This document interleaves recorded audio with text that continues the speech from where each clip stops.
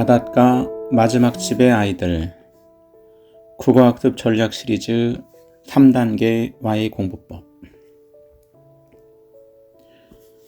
벌써 5년 전이다.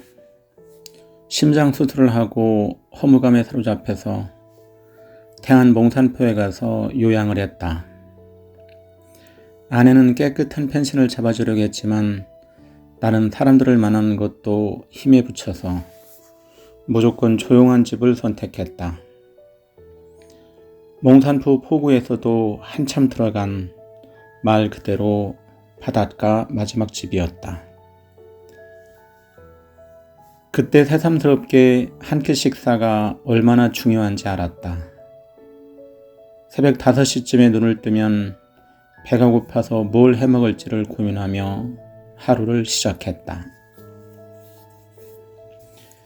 열심히 아침을 해먹고 설거지를 하고 나면 점심에는 또 뭘 해먹지?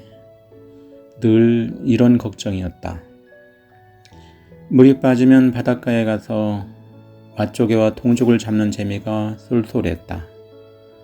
특히 소금을 넣고 그 사이로 빠져나오는 맛조개를 잡는 재미가 여간 좋은 것이 아니었다. 그렇게 열심히 조개를 잡고 나와서 점심을 해먹고 설거지를 하고 나면 저녁에는 또 뭘 해먹지? 하루 종일 먹는 걱정으로만 하고 살았다.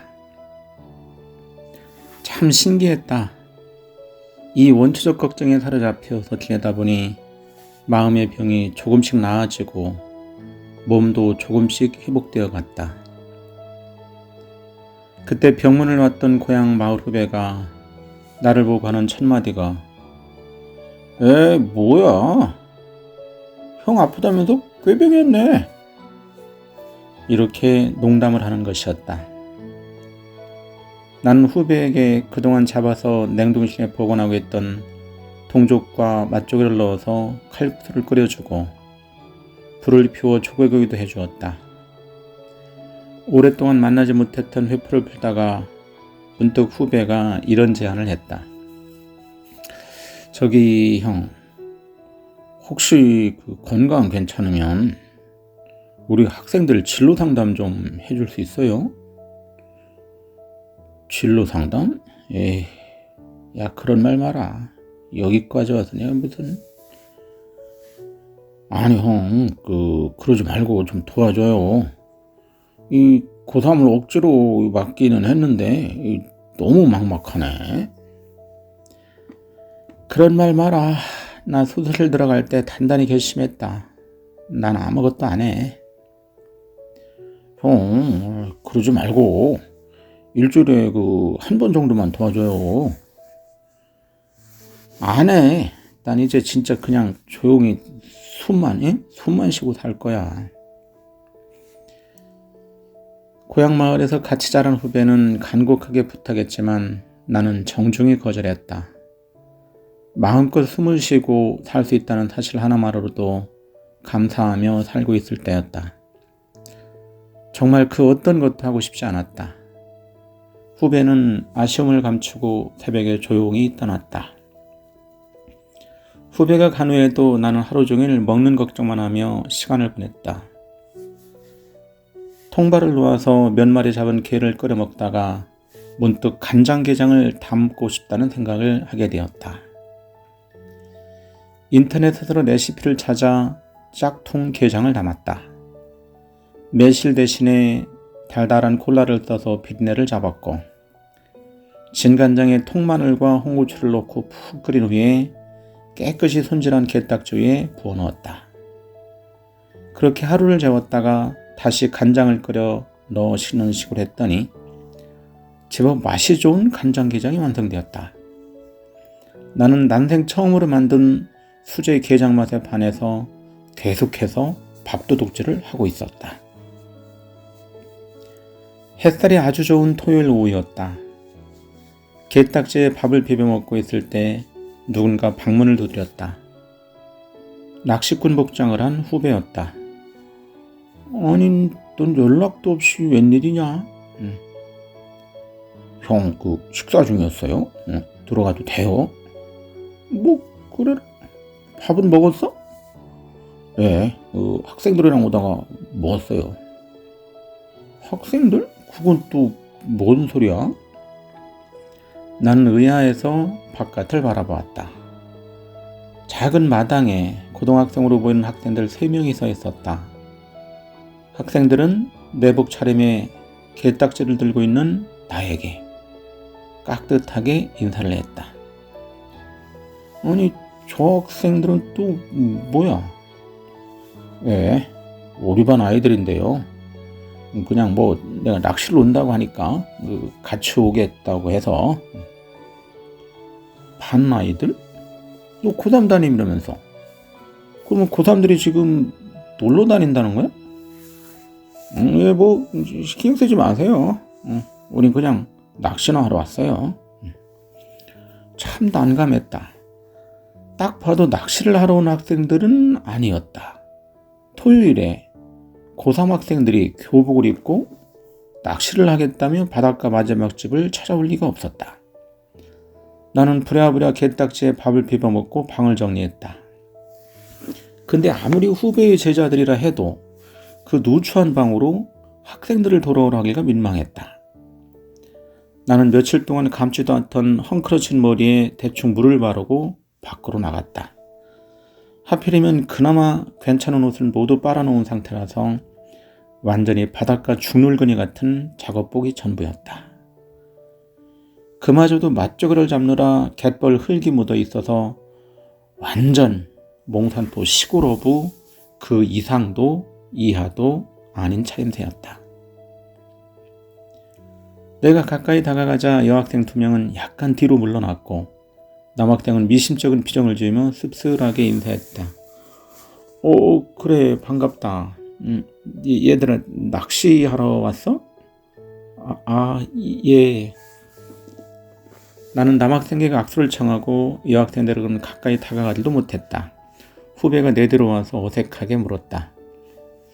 선배님, 오늘 물때는 어때요? 물때? 물때. 글쎄, 지금 1시가 다 되어가니까 좀 있으면 물 들어오겠네. 나는 후배와 학생들을 방파제의 낚시터로 안내했다. 워낙에 낚시 실력이 형편없는 나는 미끼도 제대로 끼지 못했고 후배는 먹지도 못하는 보고새끼만 잡아 올렸다. 연속해서 7마리의 보고를 잡아 올리던 후배는 빵빵하게 배를 부풀린 그것들을 집어던지며 짜증을 냈다. 아이, 뭐 이래. 이거 진짜 하나도 안 잡히네. 그때 우리 등 뒤에서 후배와 나를 지켜보던 여학생이 앞으로 나섰다. 선생님, 저 그 낚싯대 한번 줘보실래요? 후배는 어정쩡한 표정으로 낚싯대를 여학생에게 넘겨주었다. 짧은 머리의 여학생은 갯지렁이를 돌로 으깨더니 능숙한 솜씨로 낚시바늘에 끼어 바다로 집어던졌다. 최소한 후배와 내가 던진 것보다는 2배는 더 멀리 보내는 놀라운 실력을 보여주었다. 그리고 10분도 지나지 않아 낚싯줄이 팽팽해지기 시작했다. 여학생은 순간적으로 낚싯대를 확 채올리더니 달인의 표정으로 줄을 감기 시작했다. 우와! 우와! 후배는 손뼉을 치며 난리를 쳤다. 여학생은 2뼘도 훨씬 넘을 것 같은 물고기를 잡아 올렸다. 여학생은 그렇게 낚시 신공을 발휘하여 1시간도 안 되어 9마리를 잡아 올렸다. 우럭과 놀래기 그리고 큼직한 농어까지 어종도 다양했다. 나와 후배는 완전히 넋이 나간 채 물고기를 잡아 올릴 때마다 물개박수를 치며 환호성을 질렀다. 이야, 이건 뭐 완전 강태공이네. 아니, 어떻게 이렇게 잡을 수 있어? 비결이 뭐야? 나는 아가래가 찢은 놀래기를 바라보면서 여학생에게 물었다. 헤헤, 뭐 그냥 어려서부터 아빠 따라서 배를 타고 나가서 낚시를 했어요. 그래, 그렇구나. 넌 앞으로 뭐 할 건데? 저요? 저는 뭐 그냥 확실치는 않은데 항공운항과에 가고 싶어요. 항공운항? 스튜어디스? 예. 아니면 관광이나 컨벤션 쪽도 생각을 하고 있어요. 1학년 때부터 진로 희망을 그런 쪽으로 했어? 아니요. 1학년 때는 초등학교 교사라고 했는데 점수가 잘 안 나와서 낚시신동 여학생과 낚시왕초보 몽산포 시골 중늙은이의 방파제 상담은 그렇게 30분 넘게 진행되었다. 상담 중간중간에도 여학생은 자연스럽게 물고기를 잡아 올렸다. 낚시가 중심이었고 입시 상담은 살짝 거들 뿐이었으나 방파제 상담이 끝난 후에 여학생은 교대를 다시 도전해보겠다는 의지를 갖게 되었다. 방파제 상담이 끝난 후에 이번에는 또 다른 신동이 나타났다. 키가 훌쩍 큰 남학생이 작은 식 하나로 능숙하게 물고기의 배를 가르는가 싶더니 어느 사이에 농어의 껍질을 벗기고 아주 정성스럽게 회를 뜨기 시작했다. 비록 작은 나무 선반 위에 차려진 조촐한 횟감이었으나 초고추장과 어우러진 농어의 맛은 정말 일품이었다. 나는 너무나 행복한 봄날의 농어 맛에 빠져서 입술에 초고추장을 묻은 줄도 모르고 남학생을 바라보았다. 우리 그 잘생긴 친구는 어딜 가고 싶어? 저요? 예, 저는 육사 가고 싶습니다. 육사? 아니 이렇게 회를 잘 뜨는데 해사가 아니고 육사? 예, 저는 육사에 꼭 가고 싶습니다. 내신은 몇 등급이야? 예, 저는 남학생은 대답하지 못하고 조심스럽게 후배를 바라보았다. 후배는 엄지손가락을 쳐들면서 자랑스럽게 말했다. 형준이가 우리 학교 전교 1등입니다. 오, 그래? 대단하네. 뭐 한 학년에 한 반뿐이라서 반 1등이 전교 1등이지만 그래도 뭐 1등은 1등이니까요. 후배의 칭찬에 형준이는 약간 쑥스러운 표정을 지으며 얼굴을 붉혔다. 지금 3학년은 몇 명이지? 내가 조심스럽게 묻자 후배는 대답 없이 형준이를 바라보았다. 형준이가 조심스럽게 입을 열었다. 예, 3학년은 그래도 좀 많아서 24명입니다. 한 학년이 24명? 야, 그러면 뭐 내신 등급 전쟁 이거 진짜 장난 아니겠는데? 예, 그러니까 그게 좀 그렇죠. 우리 학교는 이과가 없고 모두 문과라서요. 이과가 없어? 나는 의아한 생각이 들어서 후배를 바라보았다. 초고추장을 묻히고 정신없이 회를 먹고 있던 후배가 고개를 끄덕였다. 예, 우리 학교에서는 이과를 개설할 수가 없어요. 입학 전부터 그렇게 안내를 해요. 그래? 그러면 형준이도 모의고사는 몇 등급이야? 햇살 좋은 방파제 위에서 세상에서 가장 싱싱한 회를 먹으며 바닷가 마을 작은 고등학교 학생들의 입시 상담은 그렇게 진행되었다. 항공운항과에 가려다가 다시 교대로 목표를 잡은 예은이는 전교 2등이었고 말없이 웃기만 하는 유진은 학생회장이면서 전교 5등이었다. 유진은 유아교육과에 가기로 마음을 굳혔으나 구호점수가 나오지 않아서 고민이 컸다. 방파제 상담이 끝나고 학생들은 어느 정도의 기대와 현실적인 고민을 나눈 채 후배의 차에 올랐다. 그리고 그 아이들은 그렇게 바닷가를 떠났다. 나는 또다시 고민하기 시작했다. 참 이게 저녁에는 또 뭘 해먹나. 몽산포에는 동죽이나 맛조개 그리고 비단조개는 쏠쏠하게 잘 잡히는데 이상하게도 서해안에서 흔히 잡히는 바지락은 잘 눈에 띄지 않았다. 그래도 다행히 몇 개 잡아서 해감을 해놓은 게 있어서 청양고추를 넣고 바지락국을 끓여 저녁 먹을 준비를 하고 있었다. 작은 밥상에 바지락국에 밥 한 공기를 놓고 조촐한 저녁 식사를 하고 있는데 트럭 한 대가 마당으로 쑥 들어왔다.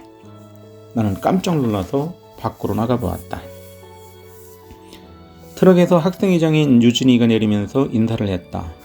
그리고 바로 뒤에 아주 키가 큰 누군가가 내렸다. 190cm는 돼 보이는 거구였다. 손은 또 어찌나 큰지 잘못 덤볐다가는 그 손에 뺨이라도 맞으면 바로 바닷가로 내던져서 물고기밥이 될 것만 같았다. 나는 나도 모르게 주눅이 들어서 꾸벅 인사를 했다. 거구의 남자가 다가와 허리를 숙이고 인사를 했다. 아이고 선생님, 예, 안녕하세요.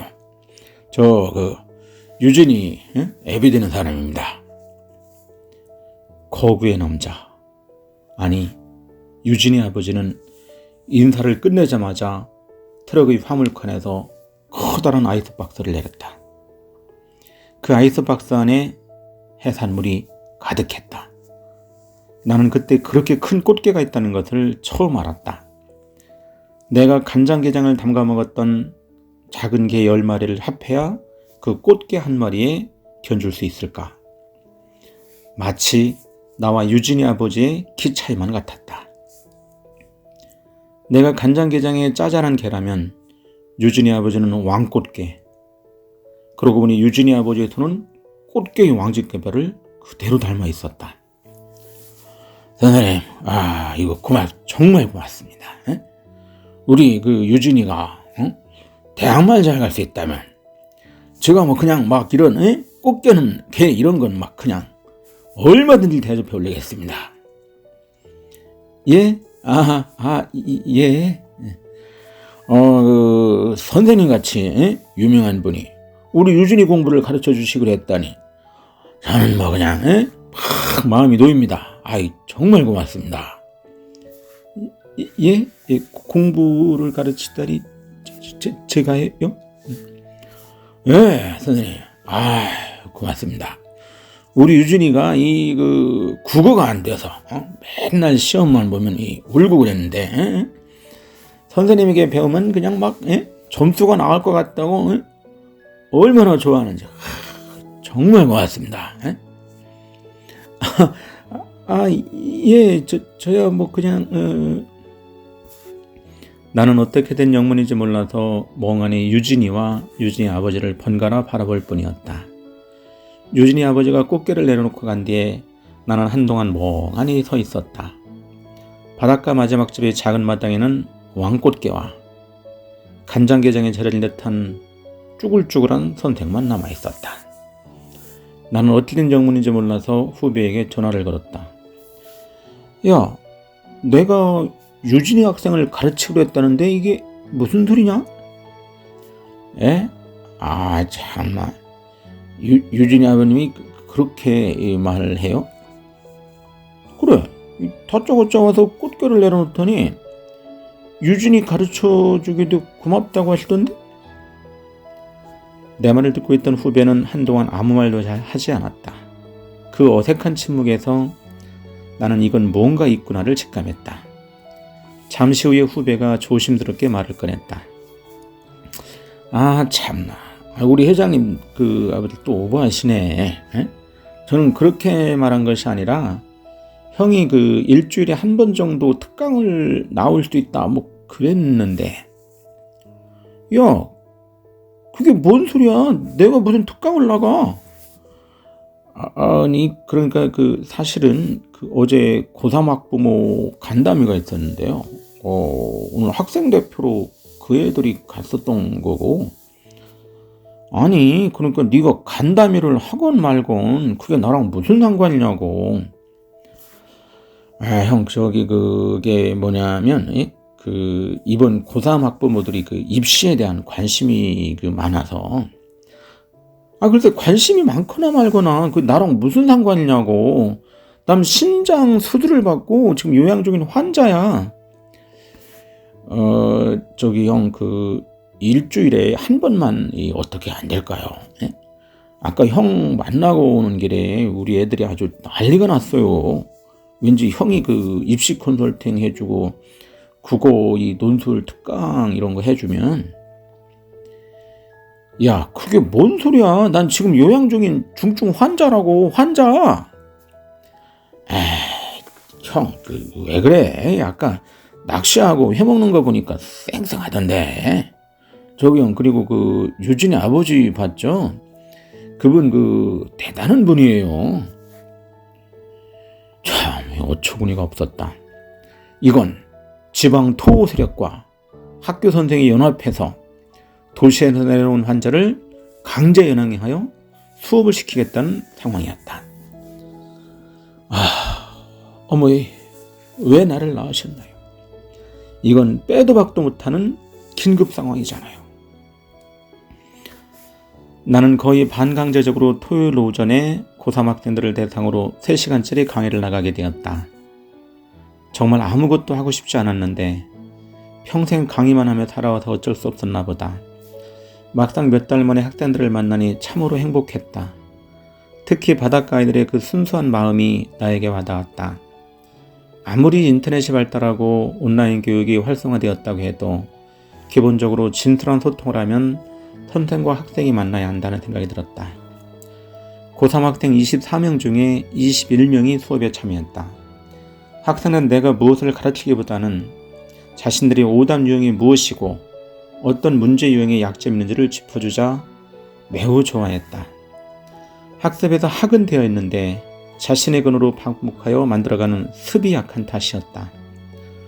문제가 틀리면 자신이 왜 그 답을 골랐는지 오답 지도를 만들지 않았고 해설을 보고 왜 정답이 맞는지를 찾는 것에만 익숙해져 있었다. 자, 얘들아, 잘 생각해봐. 먼저 문제를 풀고 자신이 왜 그 답지를 선택했는지 고민하지 않고 바로 정답만 확인하면 그건 자기 공부가 아니야. 고3이라도 마음이 급하대해서 많은 문제풀이에만 집중하면 결국 도돌이표 공부를 할 가능성이 높아. 도시에 살 때는 그냥 당연하게 여겨졌던 일들마저도 시골 학생들은 그냥 넘어가지 않고 잘 받아들여 주었다. 오전 수업이 끝나도 학생들은 가지 않고 나에게 이것저것 물어보고 자신들의 오답 성향을 하나하나 파악하기 위해 노력했다. 일방적인 강의가 아닌 자신의 약점을 찾는 과정에 집중하다 보니 국어 과목뿐만 아니라 사탐에서도 매우 만족할 만한 결과를 얻는 학생들이 있었다. 공부는 새로운 것을 배우는 것이 중심이 되어서는 안 된다. 자신이 무엇을 모르는지 알고 자신이 잘할 수 있는 것을 익숙하게 훈련하는 과정이 반드시 필요하다. 바닷가 마지막 집에 사는 몽산포 시골 아저씨의 수업은 학생들에게 신선하게 다가갔던 모양이다. 실제로 새로운 문제집을 풀기보다 풀었던 문제를 다시 점검하면서 오답 성향을 찾다 보면 공부에 재미를 붙이는 학생들이 꽤 많다. 즐거움에는 막강한 힘이 있다. 즐거워야 공부를 한다. 점점 나도 즐거워졌다. 토요일 오전 특강 수업이 끝나면 자연스럽게 급식 시간으로 이어졌다. 근데 이 급식 때 정말 다양한 식재료가 들어왔다. 요리를 하시는 분들 중에 학교 관계자는 한 분뿐이고 나머지는 고3 어머님들이었다. 학생회장인 유진이 어머니가 매주 나오셔서 진두지휘를 했다. 육사에 가겠다고 한 형준이 어머니도 식당을 직원들에게 맡기고 나와서 급식을 도왔다. 꽃게찜을 마음껏 먹을 수 있는 급식 시간은 그곳 바닷가 마을의 학교에서만 가능하지 않을까 싶다. 비록 두어 달의 짧은 시간이었지만 새롭고 반갑고 고마웠다. 예언이는 공주교대에 합격해서 현재 부여의 한 초등학교 교사로 근무한다. 준영이는 육사는 떨어졌지만 충남대에 가서 ROTC를 통해 육군 장교로 복무 중이다. 유진이. 우리의 유진이는 성신여대 유아교육학교에 갔다. 한 번쯤은 자신의 전공에 회유감을 가질 법도 한데 전화할 때마다 이 전공이 너무 좋다며 행복해한다. 지금은 분당의 한 학교에서 유치원 교사로 일하고 있다. 심장수술 이후에 나는 모든 것이 허무했다. 그동안 내가 살아온 세월이 억울했고 내가 무엇을 위해 시도 못했고 이랬는가 회의감이 밀려왔다. 바닷가 마지막 집에서는 아무 생각하지 않고 지낼 수 있어서 행복했다. 아니 사실은 행복한 건지 아닌지 생각하지도 않고 살았다. 그저 새끼 밥을 해먹고 치우고 바닷가에 나가서 맛조개를 캐고 낚시를 하고 개를 잡으며 먹을 것만 생각했다. 바닷가 어부의 삶 그 자체였다. 그 무심한 생활로 인해 조금씩 건강을 회복할 수 있었다. 몽산포 바닷가 마지막 집에서 석 달이 채 안 되는 시간을 보냈다. 내 인생에서 거의 유일한 쉼표였다. 그리고 그 쉼표의 중간에는 꾀조지한 어부 아저씨의 가르침을 믿고 따라준 우리 아이들이 있었다. 지금도 몽산포에 갈 때마다 잠시 머물렀던 바닷가 마지막 집에서 잠시 들어가 보게 된다. 언제나 유진이 아버지의 커다란 왕꽃게가 나를 반겨줄 것만 같은 그곳. 순수한 아이들의 웃음소리가 여전히 귓가에 아른거린다. 국어학습 전략 시리즈 3단계 Y공부법. 답지 선택의 근거를 찾아야 오답 해결의 열쇠를 찾을 수 있다. 일반적으로 수험생들은 다음과 같은 방식으로 공부를 한다. 1단계 문제풀이, 2단계 정답 확인, 3단계 틀린 문제는 해설을 보고 이해. 특히 문제를 풀자마자 무작정 정답부터 확인하려고 한다.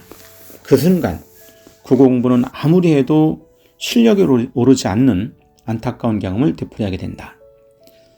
이렇게 하면 자신의 공부가 아니라 다른 사람의 생각을 따라가게 지나지 않는다. 아무리 공부해도 점수가 오르지 않는다고 생각한다면 이렇게 잘못하고 있을 것인지 고민해 보아야 한다. 국어의 공부에서 왕도는 없지만 수능 국어 공부에 정도는 있다. 바로 다음과 같은 공부 방법이다. 3단계 Y공부법은 1단계 문제풀이를 하고 그 다음에 1.5단계에서 자신이 선택한 답지의 근거, 이거를 정리한다. 내가 그걸 왜 선택했을까? 그 다음에 2단계에서 정답 확인을 하고 2.5단계에서 자신이 왜 정답을 선택하지 않았는지 정리를 하는 것이다.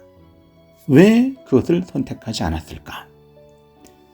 그 다음에 3단계에서는 틀린 문제는 해설을 보고 이해하는데 그 다음 단계인 3.5단계에서 해설과 자신의 생각의 차이점을 정리한다.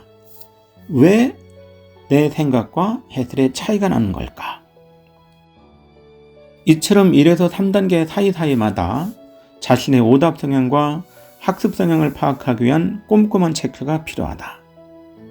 공부는 문제풀이를 많이 한다고 해서 저절로 이루어지지 않는다. 10권의 문제집을 풀어보는 것보다 한 권의 문제를 10번 풀어보는 것이 더 효과적이다. 한 권에 실린 문제를 차근차근 정확하게 1에서 3.5단계로 풀어보는 노력이 중요하다. 자신의 오답 성향과 학습 성향을 정확하게 파악한다면 국어 공부는 정말 재미가 있다. 그 출발점은 스스로의 궁금증을 Y로 만들어가는 것이다.